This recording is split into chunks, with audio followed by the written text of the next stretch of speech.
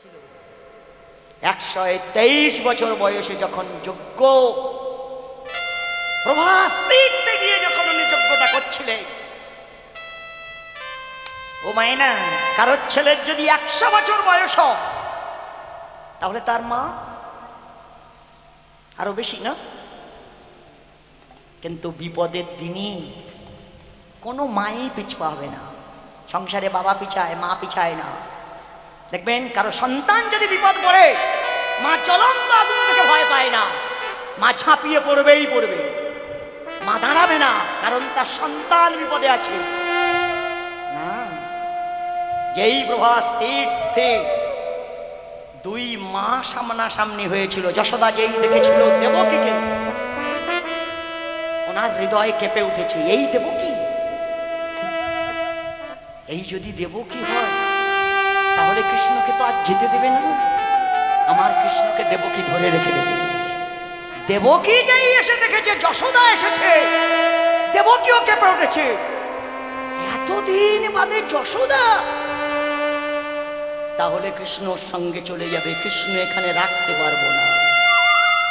2 মা সন্দেহ করে 2 ছেলের 2 হাত ধরেছে।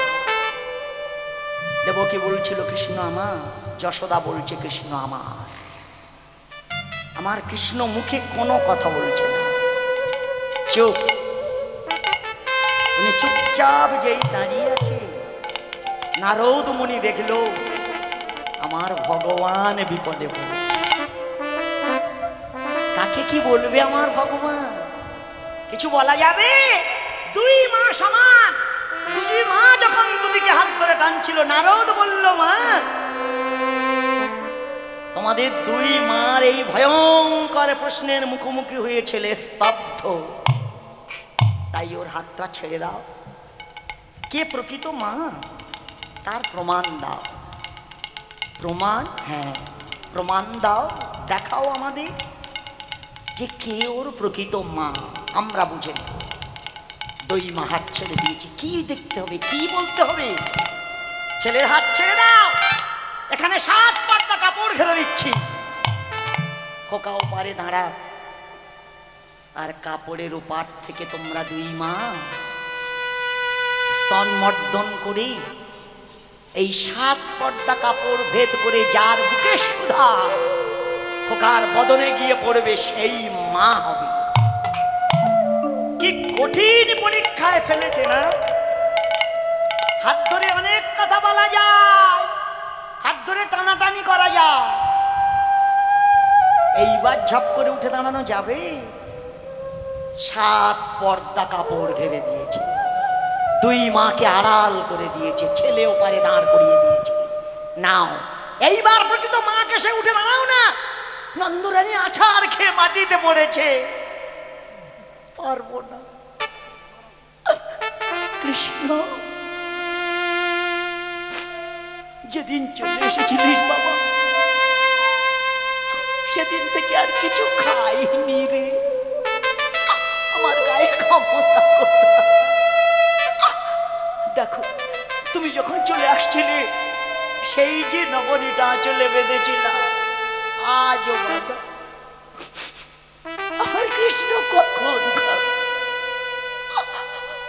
সকাল থেকে সন্ধ্যা পর্যন্ত পথের দিকে তাকিয়ে কাটিয়েছি, ভাগ্য গুণে যদি নয়নে দেখলাম, এখন 7 পর্দা কাপড়, এটা কি করে হতে পারে কৃষ্ণ? এ তুমি কি সিদ্ধান্ত নিলে? আছাড় খেয়ে মাটিতে পড়ে যেই কাটছিল, দেবকী মনে মনে ভাবছিল কৃষ্ণ আমার সুধা সেবা করবে, তা যদি না হবে কারাগার থেকে আমার বের করেছে কেন? আমার সুধা সেবা করবার জন্যেই ও তো আমার বের করেছে না, মনের আনন্দে উঠে দাঁড়িয়েছে। প্রথমে কৃষ্ণ নাম বলে যেই স্তনটা মর্দন করলো, খোকার বদনে যাওয়া তো দূরের কথা, কাপড়ের গায়ে যাচ্ছে না। এইবার আছাড় খেয়ে যেই মাটিতে পড়েছে, নারদ বলল মা ছেলে জিতে নাও, এবার তো তোমার পালা। নন্দরানী গলায় কাপড় দিয়ে নারদের পা জড়িয়ে ধরে বলছিল, সাধুর মুখে শুনেছি সাধুর কৃপা না হলে নাকি কৃষ্ণ কৃপা হয় না, সাধুর পায়ের ধুলো গায়ে না মাগলে নাকি কৃষ্ণ কৃপাই করে না। তাহলে তুমি যখন সিদ্ধান্ত নিয়েছো, একবার তোমার পায়ের ধুলোটা আমার মাথায় দাও না গো, একবার আমার মাথায় হাত দিয়ে বলুন না আমার কৃষ্ণ প্রাপ্তি হোক। আরো চমক উঠেছে, সর্বনাশ, কাজলে ধরবে নাকি? আরে আমি বসনা বলে কি হবে, তুমি যে ভগবানের মা, তুমি যদি ভগবানের সামনে আমার পায়ে হাত দাও, সবাই ক্ষমা করলে তোমরা অন্তত আর ক্ষমা করবে না। এখানে তো দাঁড়িয়ে আছি, যখন তখন পা বাড়ানো সম্ভব না। আরো চমক উঠেছে, মা ভুল করে ওই কাজ করো না। কায় মনোবাক্যে প্রার্থনা করি তোমার কৃষ্ণ প্রাপ্তি হোক। নারদের প্রণাম জানিয়ে মা যেই স্তনটা মর্দন করছে, নয়ন ধারায় যে সর্বাঙ্গ ভেসে যাচ্ছিল, ভক্তের ভগবান কাপড়ের উপরে দাঁড়িয়ে তার বাঁশিটা বাজিয়ে দিয়েছে।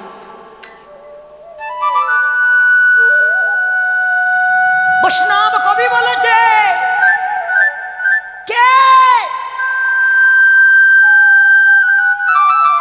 বিরহ, আমার ভগবান কারো বিরহ সহ্য করি না। যেই আগুন প্রাণে কেঁদে উঠেছে, বাঁশিটা যেই বেজে উঠেছে, মহাজন বলেছে, বাঁশি রে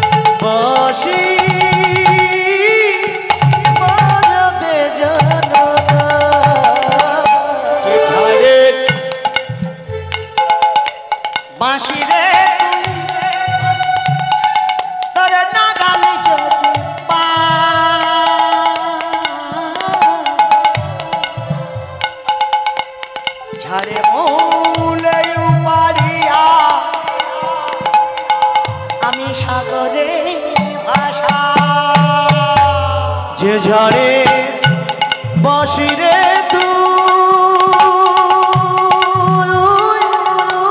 তোর নাগাল যদি পায়া ঝড়ে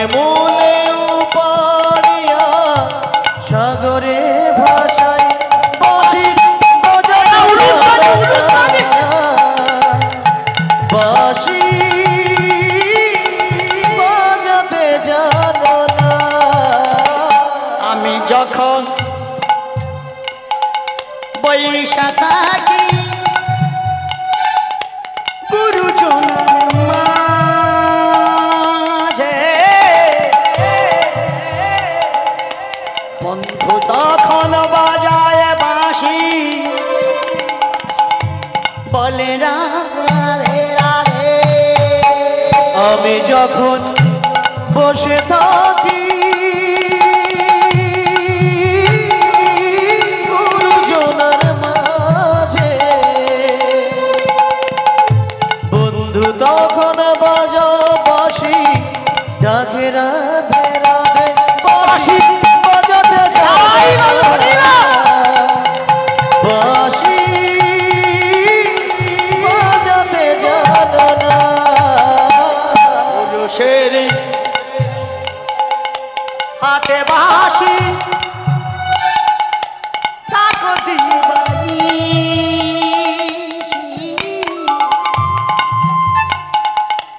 নারী নাম ঘরে বাঁশি বাজো সারা নিশি। বাঁশি রে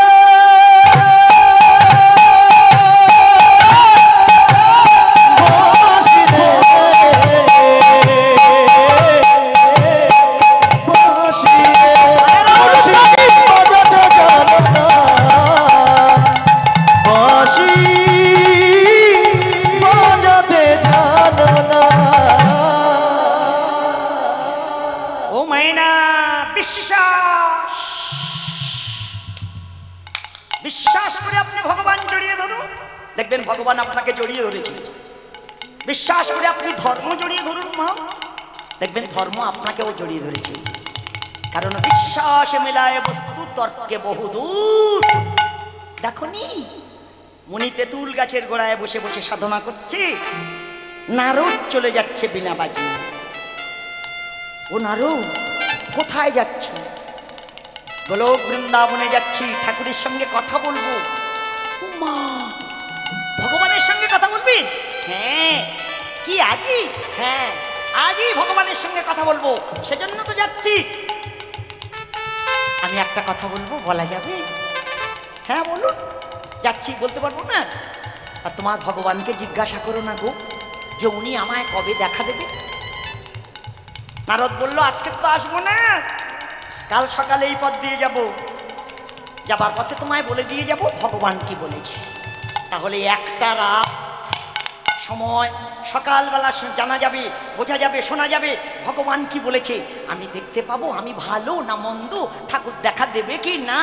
মনের আবেগে বসে আছে, কখন সকাল হয়, কখন সকাল হয়, কখন সকাল হয়। নারদ গোলক বৃন্দাবনে ঠাকুরের সঙ্গে দেখা করে, ও ঠাকুর একটু তাকিয়ে দেখুন, সেই যে তেঁতুল গাছ আর ওই গোড়ায় বসে আছে। হ্যাঁ দেখছি। বলো না ঠাকুর, ওকে আপনি কবে দেখা দেবেন? ভগবান বলে কেন?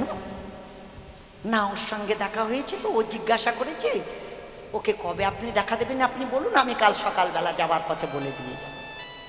ভগবান বলে কথাটা না শুনলে ওর হতো না? বলি না, ও আমাকে জিজ্ঞাসা করলো, এবার আমি কথা দিলাম,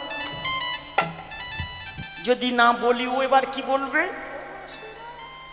ভগবান বলে তুমি যখন কথা দিয়েছো তাহলে তো এইবার বলতেই হয়। শোনো, অজয় তেঁতুল গাছের গোড়ায় বসে আছে, ওই গাছে যে লক্ষ লক্ষ পাতা দেখা যাচ্ছে না, 12 বছর বাদে বাদে একটা করে পড়বে, আর সব পড়ে গেলে আমি ওর দেখা দেব।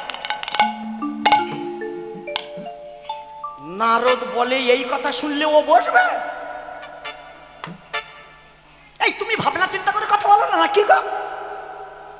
লক্ষ লক্ষ পাতা 12 বছর, কোন মানুষের কাছে এই কথা গিয়ে বলা যায় আর সে শুনবে? তাহলে তো ভগবান বলে লাফালাফি করে তো কোনো কাজ নেই, যেটা সত্য সেটাই বলেছি, পারলে ওকে বলো, না পারলে কি করবে তোমার ব্যাপার। নারদ বলে সর্বনাশ, এই খবর যদি ওর কানে দিই ও আর বসবে নি, কাচ্ছে না বলাই ভালো। নারদ আর বিনা বাজায় না, গোপনে চলে যাচ্ছে। তা তুমি গোপন করলে কি হবে? সে তো তাকিয়ে আছে কখন আসবে, সকাল কখন হবে, সকাল কখন হবে। ভাবতে ভাবতে যাই সকাল হয়ে হয়েছে, ওই তো নারদ আসছে, যেই নারদ থেকে আনন্দ সৌন্দর্য নিত্য নট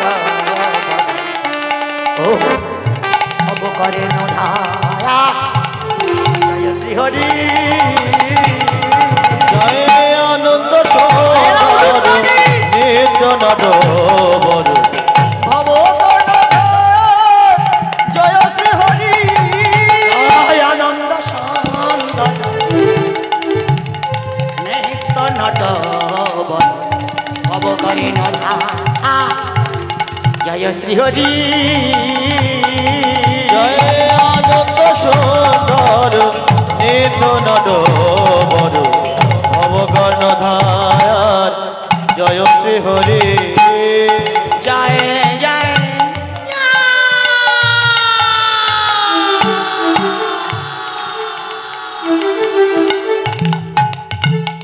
জয় অলোকা আহব গালো তুমি নবীন পানা জয় জয় অলকা গোল নবীন বল জয় জয়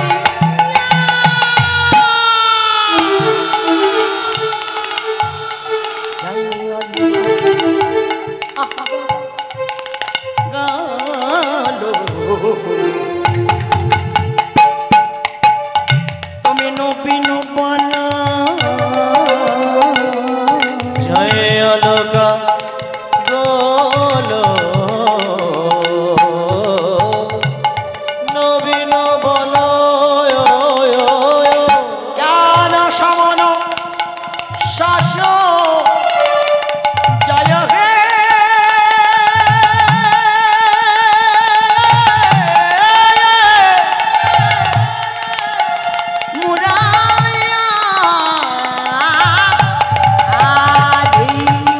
তুমি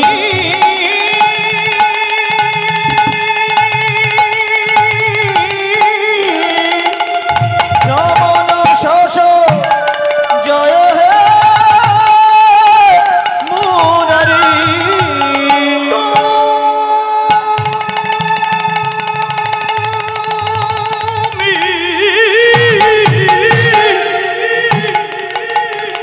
সমন শাস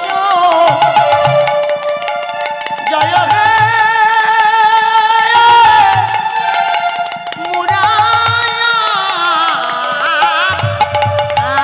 তুমি সমন শশ জয় হে মুরারি এভাবে তিনি করেছেন ভজন এভাবে তিনি করিছেন ভজন রাধা কৃষ্ণের গুণগান গাহিতে গাহিতে আনন্দ সুন্দর নিত্য নট বর ভব কর্ণধার জয় শ্রী হরি জয় আনন্দ সুন্দর নিত্য নট বর ভব কর্ণধার জয় শ্রী হরি কত দূর বাকি ছুটে আগাতে গেছে। আসেন আসেন আসেন আসেন আসেন আসেন, কি সৌভাগ্য, প্রভাত হয়েছে, মুনি দর্শন করেছি। আমার দিনটা আজকের খুবই শুভ। আজ সকাল হওয়ার সঙ্গে সঙ্গে আপনার মতো ঋষির পদধূলো আমারই গাছের গোড়ায়। আসেন আসেন বাবা বসেন। নারদ মনে মনে করে আমি বসবো না। কেন বসবো? শুনলে তুইও বসবি না। মায়েরা সে তো বসতেই চায় না। বাবা বসেন, একটু কৃপা বলুন। আচ্ছা আচ্ছা ঠিক আছে ঠিক আছে, আপনার অসুবিধা থাকলে বসতে হবে না। তা বলুন, ঠাকুরকে জিজ্ঞাসা করেছেন? হ্যাঁ জিজ্ঞাসাটা করেছি। তা এটা না শুনলে চলছে না। যেমন আছো তেমন থাকো না, ভালোই হবে। ঠাকুর কি বলেছে? অতটা না শুনলেই মনে হয় ভালো হয়। যেই ঘুরিয়ে ফিরিয়ে বলছিল নারদ ঘুরপাক খাওয়ানো কথা শুনে উনি বলছিলেন, আচ্ছা আমাকে তো বলেছে, না হয় অসুবিধাই বলেছে। আপনি বলেছে, অন্য কেউ তো বলেনি, আপনি বলুন। নারদ বলে, তবুও শুনবি? কিসের জন্য বলতে চাচ্ছি জানিস? না তো বলবো তা কি হয়েছে, আমি বলতে চাইছি এই কারণে বলতে চাইছি না, এ শুনলে তুই আর বসতে পারবি না। সে বলে, হোক। আমি যখন জিজ্ঞাসা করেছি আপনি বলুন, আমি শুনবো। শোনার ইচ্ছা। যে তেঁতুল গাছের বেলায় বসে আছিস, লক্ষ লক্ষ পাতা 12 বছর বাদে বাদে একটা করে পড়বে, আর সব পড়ে গেলে আমার ভগবান তো দেখা দেবে। সে বসেছিল, লাফিয়ে উঠেছে, চিৎকার করে বলছে, ও 12 বছর কেন, ও 24 বছর বাদে বাদে একটা করে পড়ুক, আমি পাবো তো, ভগবান দেখা দেবে তো। এই বিশ্বাস করে নারদের সামনে যেই বসেছে না, ঝরঝর করে তেঁতুল গাছের পাতাগুলো তার মাথার উপরে পড়ছে। তার বিশ্বাস দেখে নারদ লাফিয়ে উঠে পিছন থেকে যেই তাকিয়েছে, দেখে ভগবান এসে দাঁড়িয়ে আছে। নারদ বলে, তুমি এই রেডিমেড কেন বলে পাঠাবো? এক্ষুনি তো বলে পাঠালে 12 বছর বাদে বাদে একটা করে পড়বে, আর সব পড়ে গেলে তবে তুমি দেখা দেবে, আর পিছনে পিছনে এসেছ। ওরে, ওর বিশ্বাস আমার আসতে বাধ্য করেছে। না মায়েরা, এমন বিশ্বাসের সঙ্গে ভগবান যদি জড়িয়ে ধরা হয়, ভগবান দাঁড়ায় না। আমার ভগবান কারো কাছে ঋণী হতে পছন্দ করে না, আমার ভগবান ঋণ শোধ করে দেয় না। নারদ প্রশ্ন করেছিল, ঠাকুর তুমি খাও কি, কার বাড়ি থাকো, কোথায় যাও? যে অনেক বড় হরিবাসর করে তার বাড়ি না। আমি কারো বড় হরিবাসর দেখি না, আমি তার ভক্তি দেখি। তা ছোট হরিবাসর করলে তুমি যাও? হ্যাঁ যাই, যাব না কেন? আমি তো ছোট বড়র বিচার করি না, আমি মানুষের ভক্তি দেখে থাকি। যে ভক্তিতে আমার ডাকে তার কাছে যাই। ঠাকুর, কেউ যদি রাসকৃত ফল দেয় তুমি কি তাড়াতাড়ি যাও? না, তাও না। কেউ যদি নকুল দানা দেয়, যাও? হ্যাঁ যাই। তা ঠাকুর যে নকুল দানাও দিতে পারে না, শুধু জল দেয়, তার কাছে যাই, কারণ তার দেবার ক্ষমতা নেই।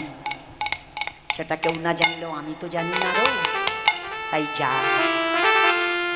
তা ঠাকুর, যিনি মরুভূমিতে বসে থাকে, যে ফলও দিতে পারে না আর জলও দিতে পারে না, তার বেলা তুমি কি করো গো? ভক্ত তো ভগবানের কাছে জিজ্ঞাসা করছে, মরুভূমিতে যে বসে থাকবে তার তো জল নেই, ফল দেওয়ার কোনো ক্ষমতা নেই, সেটা গেলে তুমি যাও তো? নারদ জড়িয়ে ধরে জিজ্ঞাসা করেছে, নারদ নদী একদিন শুকায়ে যাবে, শুকায়ে যাবে, সাগর একদিন শুকায়ে যাবে, যাবে, আমাদের খালে বিলি একদিন শুকায়ে যাবে, শুকায়ে যাবে। কিন্তু নারদ সাধুর নয়নের জল তো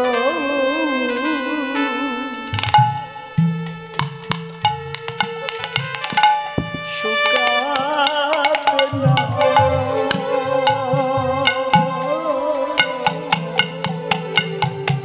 সাধুর নয়নের জল তো শুকাবে না,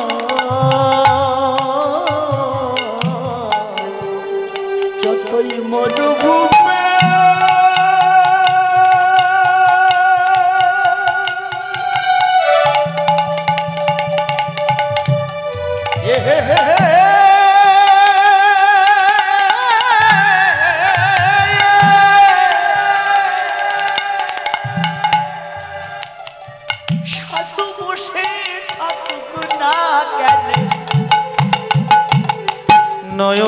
জল তো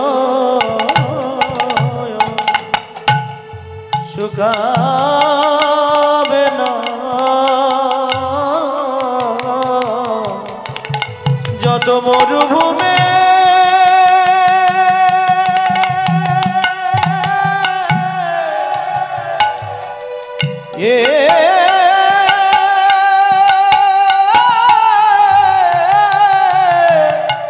থাকুক না কেন, কৃষ্ণ বলে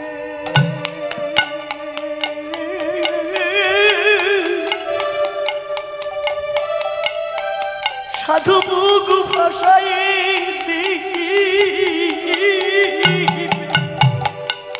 তোর নয়নের জল তো শুকাবে না, যতই মরুভূমে সাধু সাধু বসে থাকুক না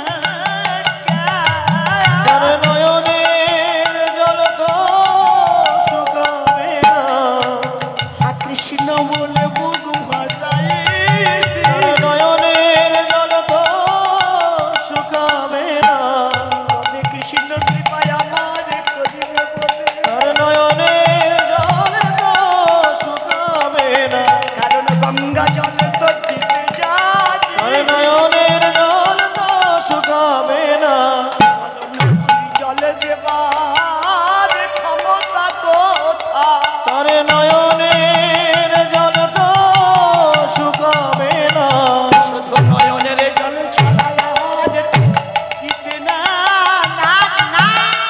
তোর নয়নের জল তো শুকাবে না, তোমার মন্ত্র জানি না তন্ত্র জানি না তোর নয়নের জল তো শুকাবে না, কেবল কৃষ্ণ বলে আমি ভাষাতে তোর পাই নয়নের জল তো শুকাবে না, কৃষ্ণ বলে ভাড়াই ভাষাইয়া তোর দেবে নয়নের জল তো শুকাবে না, কৃষ্ণ বলে বলে ভাষাইয়া দেবে জল তো শুকাবে না, বলো কৃষ্ণ বলে দয় ভাড়া ভাষা তোর নয়নের জল তো শুকাবে না, কৃষ্ণ বলে তোর নয়নের জল তো শুকাবে না।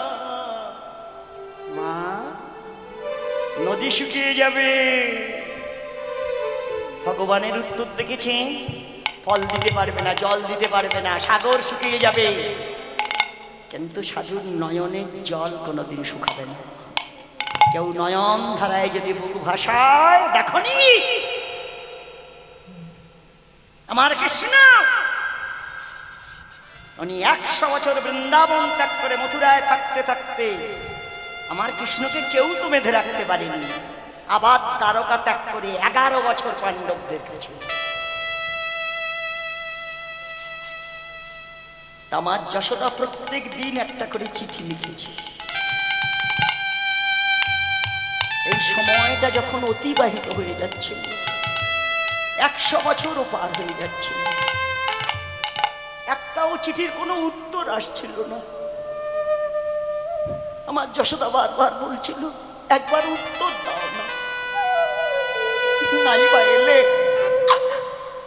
একবার একটা চিঠির প্রশ্নের উত্তর দাও না কৃষ্ণ এই যুদ্ধের জন্য এতটা ব্যস্ত ছিল না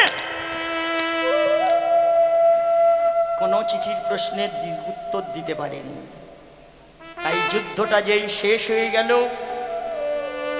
পত্রবাহক যুদ্ধ শেষ এই দুর্যোধনের উরুটা ভেঙে দিয়ে রথটা যেই মাঠটা ত্যাগ করে শিবিরের কাছাকাছি এসে দাঁড়িয়েছে আমার কৃষ্ণ অর্জুনকে নিয়ে যেই রথ থেকে মাটিতে পা দিয়েছে আমার কৃষ্ণ যেই রথ ত্যাগ করে দিল আমার অর্জুন তাড়াতাড়ি করে নেমে দেখে রথের চারিদিক থেকে আগুন ধরে গিয়ে দাউ দাউ করে রথটা পুড়ে গিয়ে ছাই হয়ে গেল ঘোড়া পর্যন্ত পালাতে পারল না তা যে রথ 18.5 দিন আমার ভগবান ব্যবহার করলো এত নামি দামি রথি যে রথের কানায় পর্যন্ত অস্ত্র লাগাতে পারল না কিন্তু আমার ভগবান নামার সঙ্গে সঙ্গে রথটার চারিদিক থেকে আগুন ধরে গিয়ে রথ পুড়ে ছাই। আমার অর্জুন প্রশ্ন করেছে, এতদিন যে রথ কিছু হলো না, আজকের আপনি নামার সঙ্গে সঙ্গে রথে আগুন ধরে গেল। কৃষ্ণ বলছিল, অর্জুন আমাকে দেখে জগৎ দেখে নিক, শিখে নি, আমি প্রত্যেকের রথের সারথি হয়ে আছি। মা, আপনার এই রথটা চলছে আমার কৃষ্ণ ভেতরে বসে আছে বলে। এই কৃষ্ণ যেদিন এই রথ থেকে নিচে নেমে যাবে আপনার রথ ছেড়ে দিয়ে, আপনার এই আত্মীয় স্বজন, ছেলে মেয়ে আত্মীয় স্বজন সবাই জড়ো হয়ে আপনার এই সুন্দর রথটায় আগুন ধরিয়ে দিয়ে এটা পুড়িয়ে ছাই না। তাই অর্জুনকে দেখাচ্ছিল, রথের মায়া করো না, আমাদের প্রত্যেকের রথ একদিন আগুনে পুড়ে যাবে। শুধু কৃষ্ণ আছে বলে আপনার রথ চলছে, কৃষ্ণ নামলে রথ আর চলবে না। বিষয় খুব ভেবে দেখার দরকার। মা, একটুখানি বলবো, এই জন্য দেখবেন যে আপনারা সবাই পড়াশোনা করেছি, 4 বেদ লিখেছিলেন। আমরা পড়াশোনা করেছি সবাই 4 বেদ না, 1 চন্দ্র, 2 পক্ষ, 3 নেত্র, 4 বেদ, তাই তো? 4টে বেদ আছে না। এই 4টে বেদ যখন লেখা হয়েছিল, আমার ব্যাস যে লিখেছিলেন, তখন মানুষ উৎপত্তি হয়েছে 8 প্রকার। কি কি? দাতানাং দেবতংশে মুনি অংশে মৌন ভবে বিদুরাবৃত্তকমস্য গন্ধর্বণী গায়কা আলিশ নাগানাং সর্পে যক্ষ গ্রক্ষস্তথা পরপীড় বিষয় চ কলহ খেচরস্তথা। এই 8 প্রকার মানুষ। প্রথমে কি? যে শাস্ত্র দেহের সঙ্গে মিল নেই, যে তত্ত্ব সমাজের সঙ্গে মিল নেই, সেটা তত্ত্ব নয়, সে তথ্য।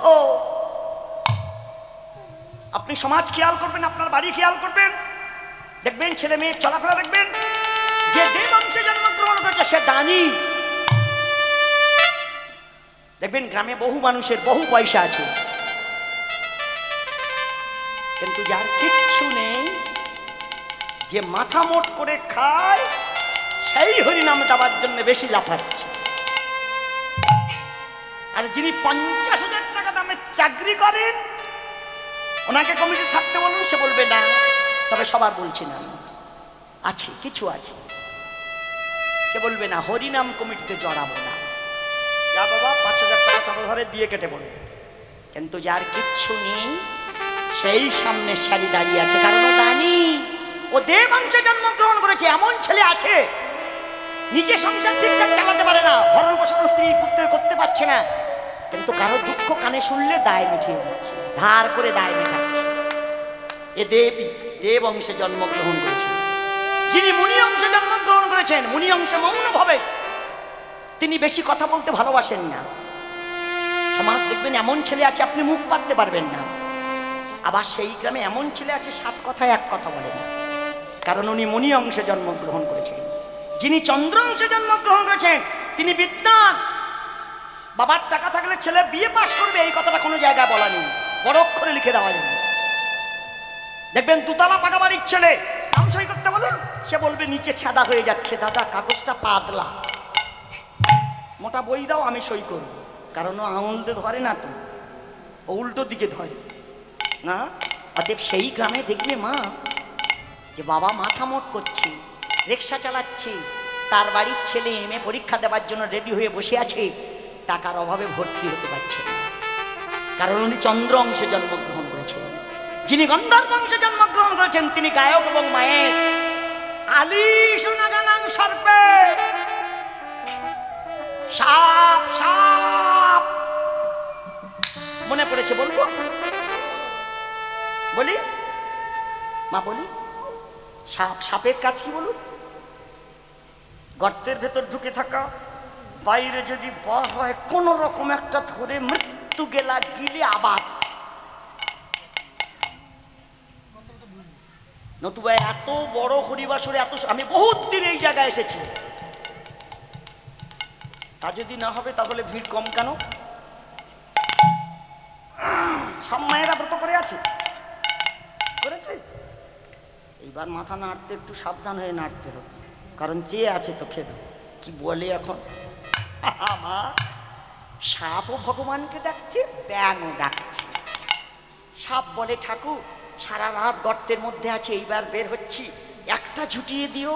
ভগবান বলে ধরবি তো কায়দা করে ধরবি, ছাড়বি নি। সাপ বলে ঠিক আছে মনে থাকবে, যদি তুমি একবার জুটিয়ে দাও এমন করে ধরবো, ছাড়বো না।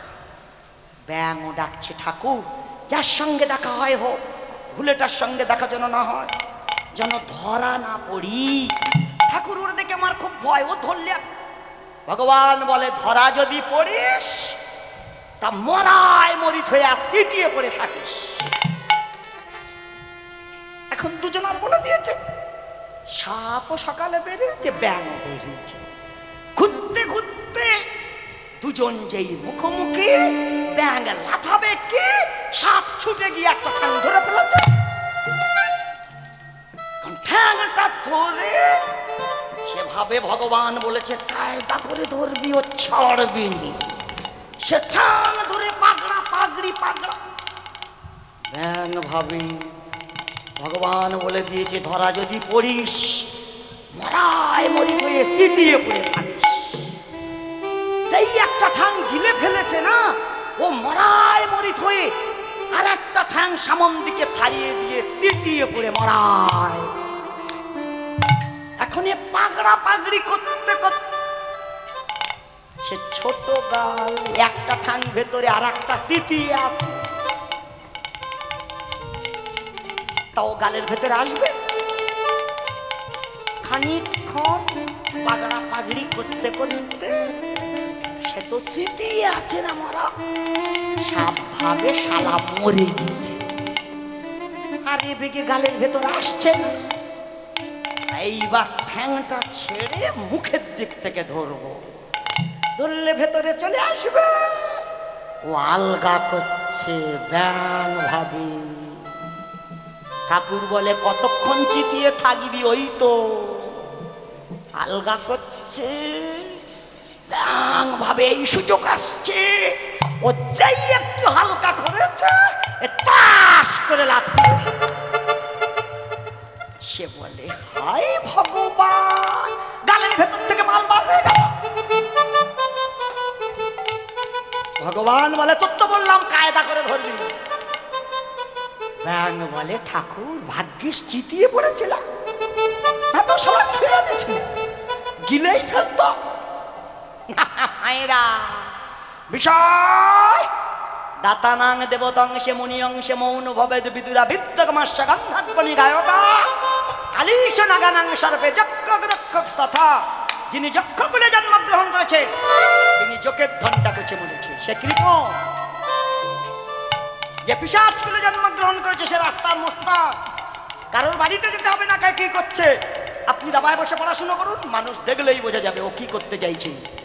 আপনি রাত 12টার সময় আসছেন, ও প্লাস্টিকের চাকু নিয়ে ঘুরে বেড়াচ্ছে, হ্যাঁ কি আছে তে? ও মানুষ নয়, কলহ খেচরস তথা। এই 8 প্রকার মানুষ যেই জন্মানো, মানে যিনি পক্ষীকুলে জন্মগ্রহণ করেছেন, সদাই কলহ ছাড়া জানে না। সেজন্য ব্যাস লিখেছিল ঋক সাম যজু অথর্ব। 8 প্রকার মানুষের জন্য আরো 4টে বেদ লিখতে হলো, আয়ুর্বেদ, ধনুর্বেদ, গণপত্য বেদ আর গন্ধর্ব বেদ। এই 8টা বেদে 4টে আপনাদের হরিবাসরে দেয়া আছে।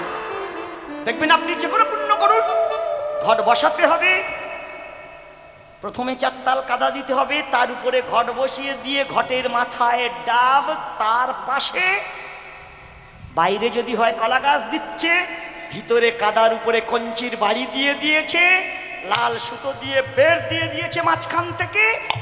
সবার মাথার উপরে কঞ্চির বাড়িটা চালা করে তাল পাতা দেওয়া আছে। কি তাই দেয়া আছে? ঠাকুর ঘরে আমি প্রণাম করতে গিয়ে দেখে এসেছি, করা আছে সেখানে। এরা কারা গো একটুখানি বলি না। এই 4 বেদ যেই কেন পাতা আছে, মন্থন করবার জন্য, যে সুধা উৎপত্তি হবে। মন্থন করা হয়েছিল সমুদ্র মন্থন, মন্দর পর্বত ফেলে দেওয়া হয়েছিল। এই কঞ্চির বাড়িটা হলো মন্দর পর্বত। তা ভারী জিনিস আপনি জলে ফেলে দিয়ে আপনি যদি দড়ি দিয়ে ঘোরান, সে কোন দিকে উঠবে মা? এই ঠিকঠাক বল। ভারী জিনিস ঘোরালে উপরে উঠবে? ডুবে যাবে না। যেই ডুবে যাচ্ছিল মা, দেবতারা বলল ঠাকুর কি করে মন্থন হবে, ও তো ডুবে যাচ্ছে। ভগবান বলল আমি ধরে নেব। কি করে ধরবে? কুর্মর ধরেছি। এই কুর্ম হয়ে পর্বতের তলায় গিয়ে পিঠ দিয়ে যেই ধরল, তার পিঠের উপরে এই ঘোরানো হচ্ছিল। ভগবান আমাদের জন্য কি কষ্ট করেছে বলুন, যে পিঠটা তেলের মতো হয়ে গেছে। আর আমরা যদি একটা কচ্ছপ ধরতে পারি, কি করছি? মা বলবে ওর বটি দিয়ে কাটা যাবে না, গরম জল ফোটা, ফুটিয়ে জীবন্ত ওর ভেতরে দিয়ে সরা চাপা দাও। ভগবানের আক্কেল সালামি হয় না? আমাদের জন্য সুধা দিতে গিয়ে নিজে গরম জলের ভেতর ঢুকেছে। শালা জম্মের খাওয়া খেয়ে আসা মিটে না। কচ্ছপ ধরলে খাও মা, খাও। কেন খাবে না? খাবার কথা বলি একটু। দেখবেন কুমড়ো, কাংড়া আর পুঁই শাক ওই এক জায়গা করে আর পাট দেবা, ও মুরগির ঠ্যাং ছেড়েও খাবে, এত স্বাদ না। কাংড়ার সঙ্গে, কাংড়াকে জানো? কাংড়াকে জানো? পুঁই শাকের সঙ্গে কেন ওর এত মাখামাখি ভাব? বলি বলি একটুখানি, দুপুরবেলা তো বলি, খাওয়া দাওয়া করাই মায়ের। দেখবেন যিনি একাদশী করছে উনি বলছে আমার কাংড়া খেতে নেই, কারণ উনি দেখেছে যে কাংড়া খেয়ে, কাংড়া উৎপত্তি সেই যে রাজা হরিশ্চন্দ্র, উনি শুধু সত্যটা রাখার জন্য শুধু কথা দিয়েছিল বলে বিশ্বামিত্র মুনির কাছে টোটাল রাজত্বটা উনি দান করে দিয়েছিল, কিন্তু দক্ষিণাটা দেওয়ার পয়সা নিজের কাছে ছিল না। তাই এক পক্ষকাল সময় নেওয়া হলো। এই এক পক্ষকাল সময় নিয়ে উনি থাকবেন কোথায়? পৃথিবী দিয়ে দিয়েছে।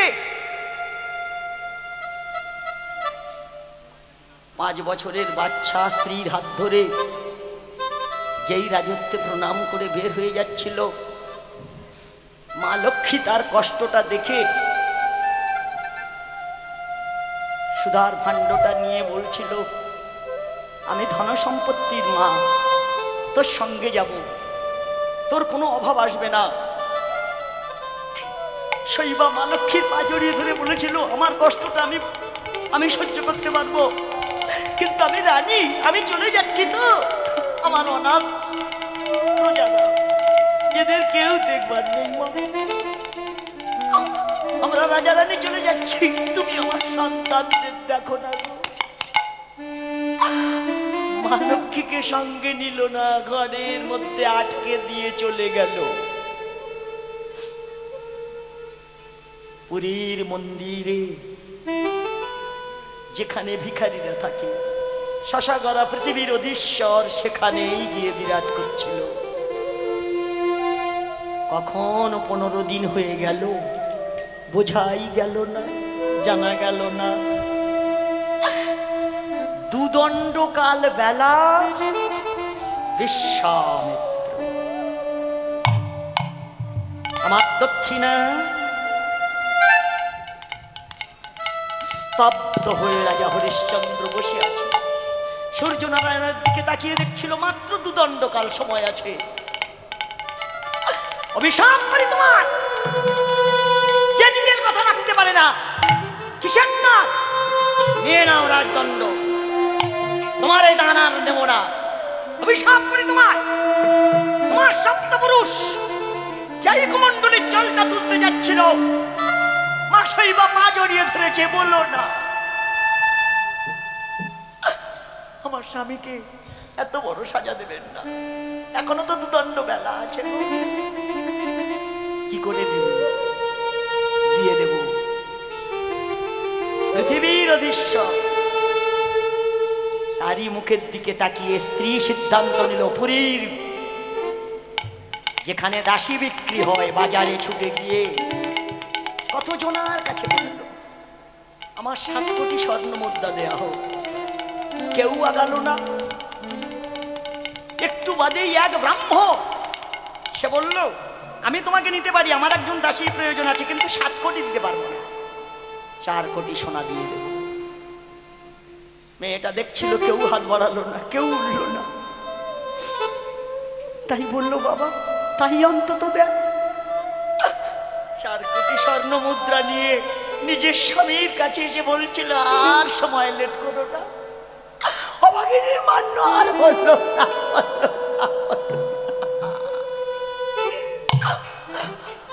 আমি 4 কোটি স্বর্ণ মুদ্রায় বিক্রি হয়েছি, এখন তো 3 কোটি বাকি আছে, একটু যাও না গো। স্বামীর হাতে 4 কোটি স্বর্ণ মুদ্রা গুনে দিয়ে যেই পা বাড়াচ্ছিল, 5 বছরের ছেলেটা কাপড়ের আঁচলটা ধরেছে, মা তুমি আমার ত্যাগ করে